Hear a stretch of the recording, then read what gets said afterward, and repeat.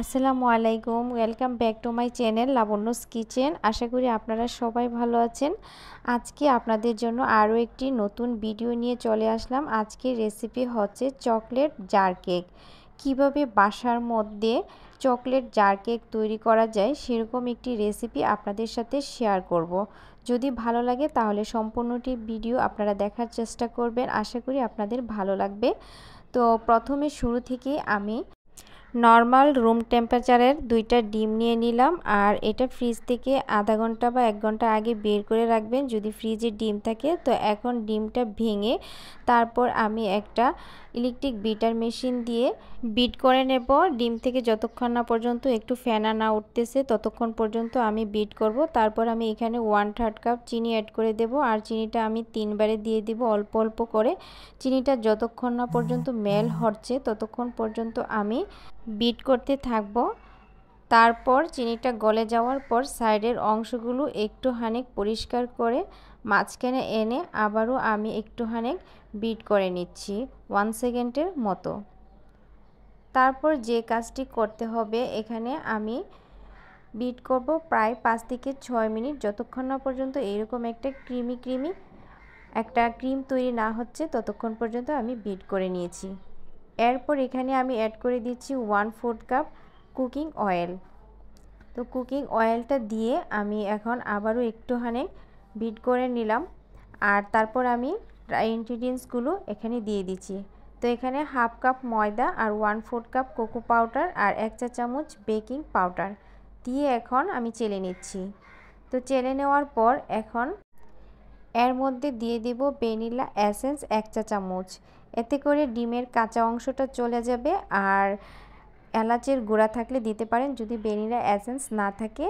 আমি এখানে লিকুইড তরল দুধ জাল করা ঠান্ডা করে তারপর আমি 1/4 কাপ দিয়ে দিলাম। দিয়ে এখন সব কিছু ভালো করে মিশিয়ে আবারও আমি নর্মাল স্পিডে 1-2 সেকেন্ড একটু বিট করে নিলাম।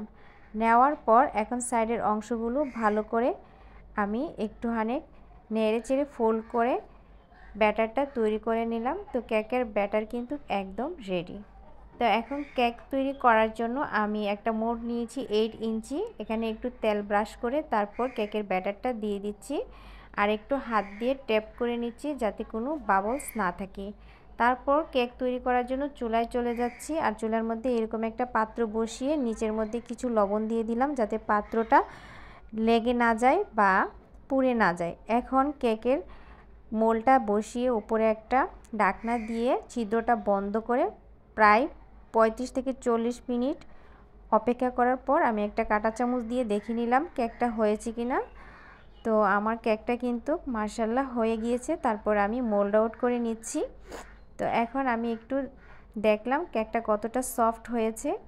আর একটা ব্রেড নাইফ দিয়ে আমি এখন কেকটাকে 3টা স্লাইস করে নেব।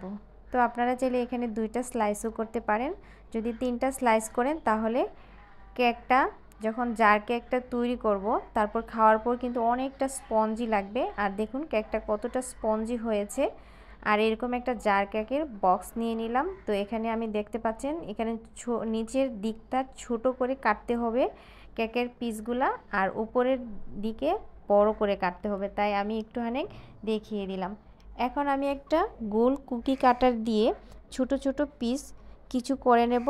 আর উপরের অংশের জন্য আমি এরকম একটা কোটার ঢাকনা দিয়ে আমি বড় পিস করে নেব। আর কেকের উপরের পাটটা যে উপরের অংশটা আছে আমি উপরের অংশটা একটু কেটে নিচ্ছি, একটু সমান করে নিচ্ছি। তারপর এই ঢাকনাটা দিয়ে এখন আমি একটু বড় অংশগুলো কেটে নিচ্ছি। এখন আমি কেক তৈরি করার জন্য একটা সুগার সিরাপ তৈরি করব। তো জাল করা একদম ঠান্ডা করে এখানে প্রায় 1 কাপের মতো দুধ নিয়েছি। আর এখানে আমি 1 চা চামচের মতো চিনি দিয়ে দিচ্ছি। দিয়ে আমি এই সুগার সিরাপটা তৈরি করলাম। আপনারা চাইলে নর্মাল পানি দিয়েও তৈরি করতে পারেন। এখন এই বক্সের মধ্যে আমি 2 পিস কেক দিয়ে দিলাম। তারপর আমি সুগার সিরাপটা দিয়ে দিলাম। দিয়ে একটা পাইপিং ব্যাগের মধ্যে হুইপ ক্রিমটা আমি ঢুকিয়ে তারপর উপর দিয়ে আমি হুইপ ক্রিমটা দিয়ে দিচ্ছি কেকের উপরের মধ্যে। আর হুইপ ক্রিমটা কিন্তু আমি আগে থেকেই বিট করে নিয়েছিলাম। তো এরকম একটা ভিডিও আমার চ্যানেলে রয়েছে, আপনারা চাইলে হুইপ ক্রিম কীভাবে মেকিং করা লাগে সেটা আপনারা চাইলে দেখে নিতে পারেন। তো এইভাবে আমি পরপর কেক দিয়ে দিচ্ছি, তারপরে সুগার সিরাপ দিয়ে দিচ্ছি, তারপর আমি হুইপ ক্রিমটা দিয়ে দিচ্ছি।